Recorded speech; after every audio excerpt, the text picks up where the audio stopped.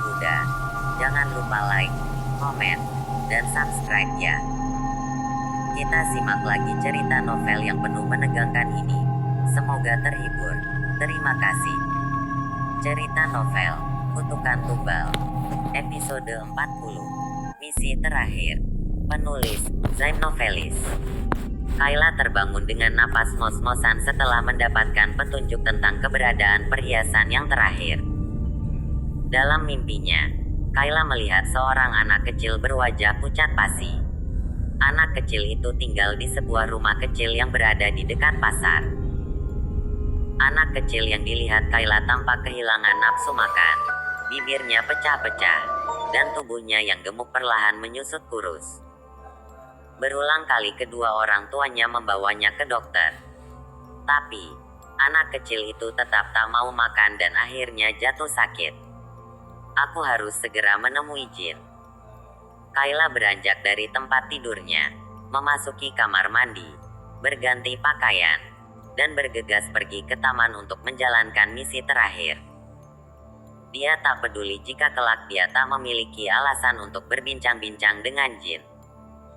Yang terpenting saat ini adalah keselamatan anak kecil yang ia lihat dalam mimpinya. Setelah bertemu di taman sebagai tempat janjian tempo hari, Jin segera membonceng Kayla menuju rumah kecil berdesain minimalis yang berada di dekat pasar. Rumah itu tampak sepi. Setelah Kayla mengamati kaca jendela rumah itu dari depan gerbang, terlihat seorang anak kecil yang duduk dengan tatapan kosong. Jin lihat. Kayla menunjuk ke arah jendela. Jin langsung memicing, melihat seorang anak kecil yang duduk di balik jendela. Itu adalah anak kecil yang aku lihat dalam mimpiku semalam, jelas Kayla.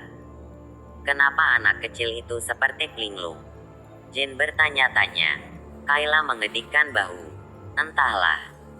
Mungkin karena dia ketakutan dengan makhluk berlendir yang menghuni perhiasan yang ia pakai. Ting-tung ting-tung. Jin langsung memencet bel. Merasa tak sabar, Jin kembali memencet bel berulang kali, berharap ada seseorang yang mau membukakan pintu gerbang untuknya. Percuma saja kalian memencet bel. Di dalam rumah itu nggak ada orang, kata seorang ibu-ibu yang kebetulan lewat. Nggak ada orang. Alis Kayla terangkat.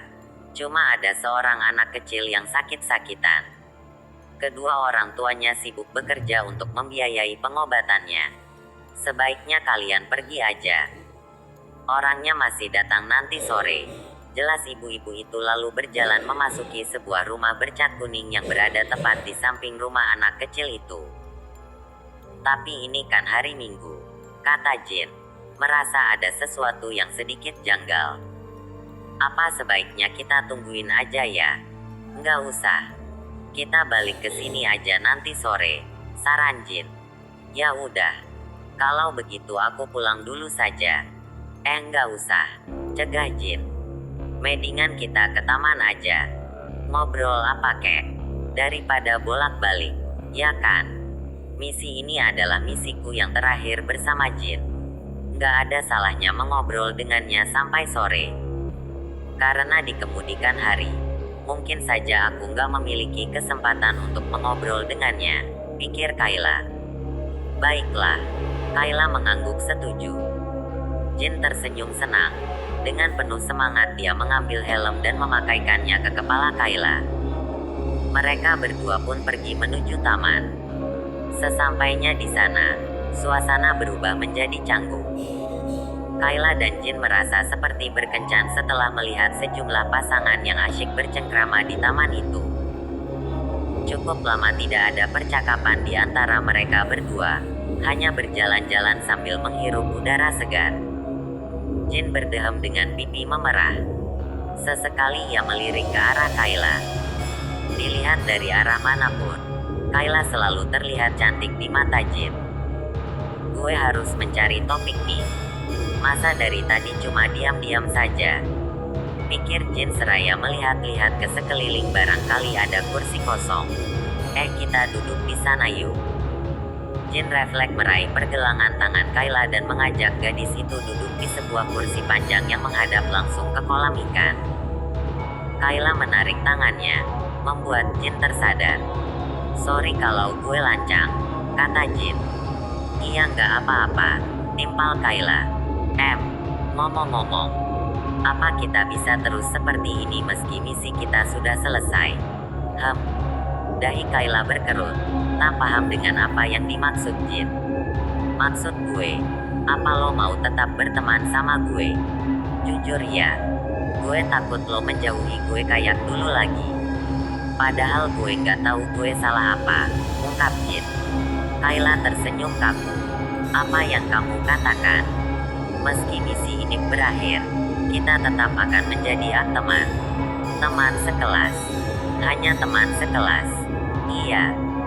Gue pikir setelah beberapa misi yang kita jalani, lo bakal menganggap gue lebih dari sekedar teman sekelas." "Ya, seenggaknya teman dekat lah," tuntut Jin. "Gue terkadang menganggap lo sangat jahat ke gue. Dulu sebelum kita menjalankan misi ini, lo selalu mengacuhkan gue. Padahal gue selalu mencoba bersikap baik ke lo. Dan lebih parahnya, lo maksa gue pacaran sama cewek yang bahkan gak gue kenal. Bukankah itu jahat?" sambung Jin. "Aku tahu aku jahat. Lalu kenapa lo gak berhenti saja berbuat jahat ke gue? Aku gak tahu apakah aku bisa berhenti bersikap jahat padamu." "Kenapa?" "Karena aku takut." "Takut kenapa?"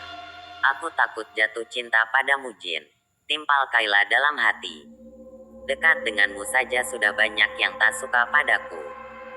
Aku sama sekali tak mengharapkan hal lebih dari misi yang telah kita jalani selama ini." "Takut apa Kayla?" ulang Jin. "Aku takut dibully sama fans kamu," ungkap Kayla. "Menjalani misi ini saja sudah membuatku merasa nggak nyaman." "Siapa yang membulimu?" "Belum ada sih. Aku cuma takut saja. Sebenarnya, aku pernah kenal dengan seorang hantu bernama Gea. Dia korban bullying karena ada cowok populer yang menyukainya. Beberapa temannya iri dan akhirnya Gea menjadi korban. Lalu dia memilih bunuh diri. Aku takut bernasib sama dengan dia," imbuh Kayla. Episode 41. Misi terakhir Part B. Sinar matahari yang tadinya begitu terik kini perlahan menjadi hangat. Kayla dan Jin memutuskan untuk kembali ke rumah anak kecil yang merupakan target dari misi terakhir mereka. Rumah anak kecil itu masih sama, terlihat sepi seperti tak berpenghuni. Mata Kayla melebar kaget saat melihat anak kecil yang duduk dengan posisi sama dan tatapan yang masih kosong.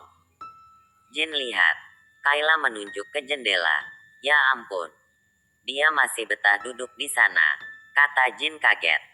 "Apa-apaan orang tuanya? Boleh saja mereka mencari uang untuk pengobatan putri mereka. Tapi, aku rasa mereka terlalu tega meninggalkan gadis kecil seperti dia sendirian di dalam rumah. Apa mereka nggak mikirin makan siang gadis kecil itu?" omel Kayla marah-marah. "Iya. Kurang ajar banget orang tuanya," imbuh Jin. Kayla dan Jin masih betah menunggu kedatangan orang tua gadis itu hingga langit yang tadinya biru perlahan berubah jingga. Terdengar suara burung-burung berterbangan kembali ke sarang. Orang tua gadis kecil itu masih belum datang juga. Kepala Kayla mendadak pusing. Sekelebat dia melihat apa yang terjadi di dalam rumah itu tempo hari. Tampak seorang wanita muda menulis surat sambil menangis. Lalu datang seorang laki-laki yang menyeret wanita muda itu, memaksa meninggalkan rumah, dan pergi bersamanya. Mereka berdua salah paham atas teror hantu berlendir yang selama ini menghantui mereka. Mereka menganggap hantu itu muncul karena ulah putri mereka. "Kayla, lo nggak apa-apa, kan?" tanya Jin cemas.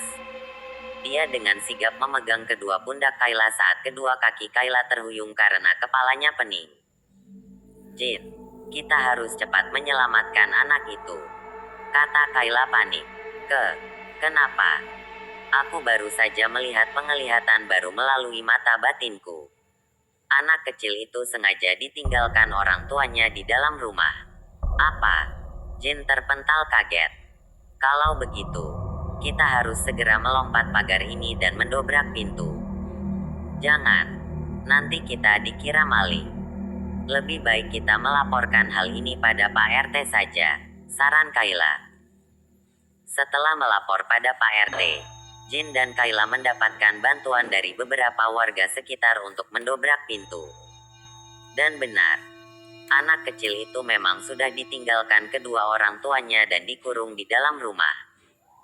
Terlihat dari beberapa makanan basi yang tersisa di atas meja. Miris. Para warga menggeleng tak tega dan segera melarikan anak kecil itu ke rumah sakit. Terima kasih karena telah menolong Tita. Tanpa laporan dari kalian, mungkin saja Tita nggak bisa diselamatkan, kata Pak RT. Kayla bisa melihat aura putih yang terpancar jelas dari sekujur tubuh Pak RT. Kayla yakin jika Pak RT adalah orang baik yang bijak. Pria parubaya itu benar-benar bisa dipercaya. Sebenarnya, gadis kecil bernama Tita itu bukan sakit biasa, ungkap Kayla. Maksudnya, cincin kecil yang dipakai Tita mengandung kutukan. Itulah sebabnya Tita sering jatuh sakit.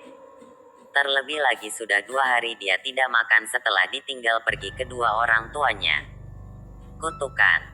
Bagaimana kamu tahu kalau cincin yang dipakai Tita mengandung kutukan? Saya adalah anak indigo. Saya bisa melihat apa yang orang lain tidak bisa lihat. Lalu, apa yang harus saya lakukan untuk menolong anak itu?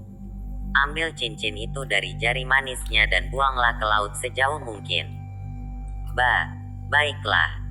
Kayla meminta pamit lalu mengangguk sopan. Sementara Jin masih bingung mengapa Kayla mempercayakan anak kecil itu pada Pak RT.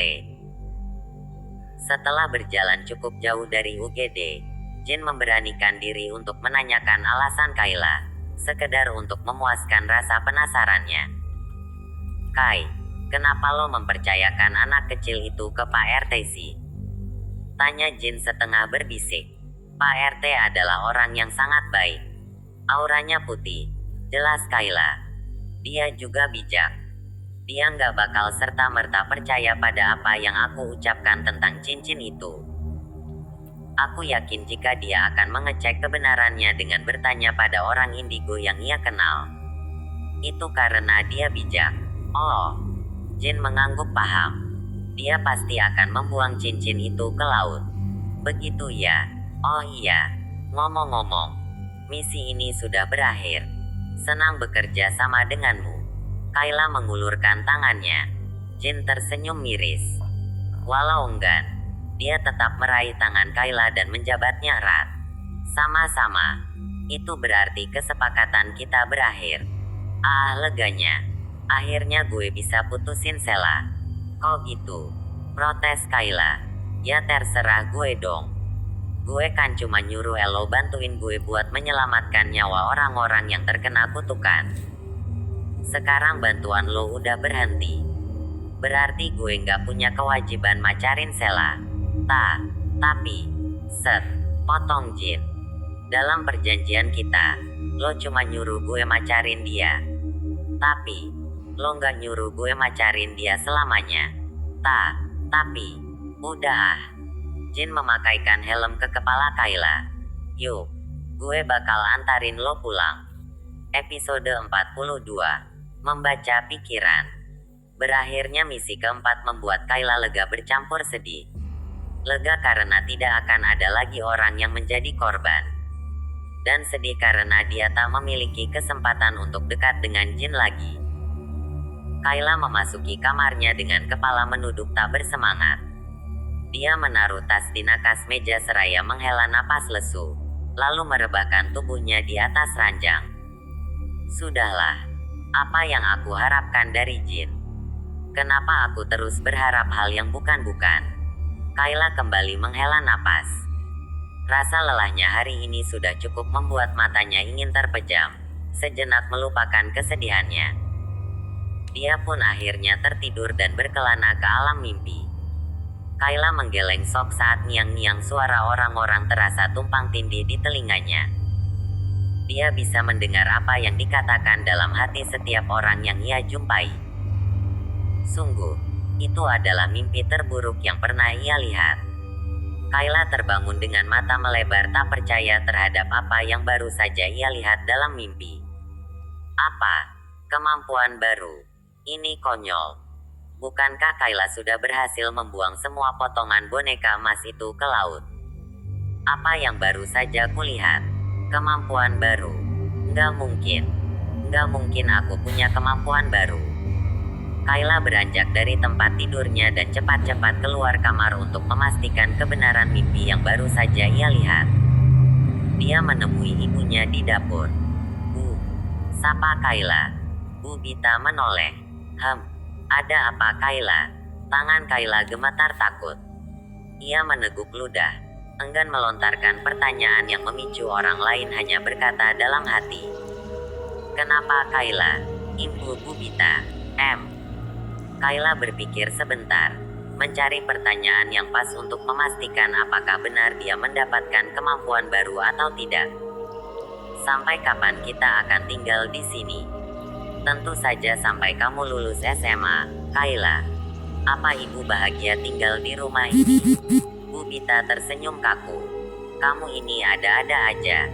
Suka nggak suka ibu harus bekerja di sini. Rumah ini seperti neraka. Pembantu mana yang betah di sini?" Batin Bu Bita. Mata Kayla terbelalak. Sekujur tubuhnya tiba-tiba gemetar hebat. Dia melangkah mundur sambil menggeleng tak percaya. Ternyata benar. Dia memiliki kemampuan baru. Astaga, kemampuan apa ini? Kemampuan membaca pikiran? Mustahil. Kayla berlari kembali ke kamarnya dan segera mengunci pintu. Dia meringkuk ketakutan di tepi ruangan sambil menangis. Kemampuan ini benar-benar mengerikan. Aku pikir kemampuanku setidaknya nggak bertambah setelah berhasil membuang potongan boneka emas itu. Tapi, kenapa aku memiliki kemampuan yang benar-benar mengerikan ini? Tok tok tok. "Kayla," panggil Bu Bita. Kayla mengusap air matanya. "Iya," sahutnya. "Cepetan mandi. Kamu kan harus berangkat ke sekolah." Iya Bu." Kayla menarik napasnya dalam-dalam dan mengembuskannya untuk sedikit menenangkan diri. Mau tidak mau, dia harus menerima kemampuan itu. Niang, suara hati orang-orang terdengar jelas meski terkesan seperti bisikan. Kayla mencoba tak memedulikannya. Dia sebisa mungkin bersikap santai, memarkirkan sepeda ontelnya, dan berjalan menuju kelas. Kayla. Terlihat Dina melambai-lambai. Juga Debbie. "Sini."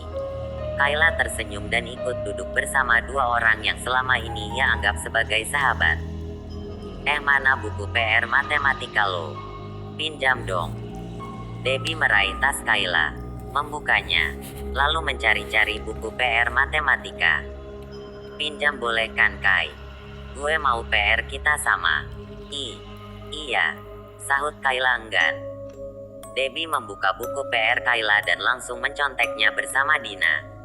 Mereka terlihat ngotot dan cepat-cepat menyalin sebelum guru datang. Dina bernapas lega setelah selesai menyalin. "Thanks ya Kay." "Iya Kay. Thanks banget nih," kata Debbie yang mengembalikan buku Kayla. Kayla tersenyum senang. Namun senyuman di wajah cantiknya mendadak mengempis saat ia mendengar apa yang ada dalam batin Dina dan Debbie. Untung gue punya teman bego kayak Kayla. Jadi tiap hari bisa nyontek PR terus dapat nilai bagus. Batin Dina terkikik. Kasihan banget sih Kayla. Apa dia nggak nyadar kalau selama ini gue sama Dina cuma manfaatin dia doang? Batin Debbie. Nanti ke perpustakaan yuk, ajak Debbie. "Iya, ayo." Dina mengangguk semangat. "Kay, ikut kita juga dong," bujuk Debbie. Ngapain sih si Debbie bujuk-bujuk Kayla? Dia nggak bakal mau pergi ke perpustakaan. Mentang-mentang udah pintar, sok-sokan nggak mau pergi ke perpustakaan. Batin Dina. "Gue yakin nih, orang nggak bakalan mau diajakin ke perpustakaan. Pasti ada aja alasannya," batin Debbie. Kayla tak menyangka jika dua orang yang ia anggap sebagai sahabat ternyata bisa berpikiran seperti itu terhadapnya. Dia rupanya salah menilai selama ini. Maaf. Kayla tersenyum kaku. Aku nggak bisa ke perpustakaan. Aku mau di kelas saja. Ya, kok gitu? Dina mengoyak manja bahu Kayla. Kayla menjauhkan bahunya lalu berdiri. Maaf. Bersambung.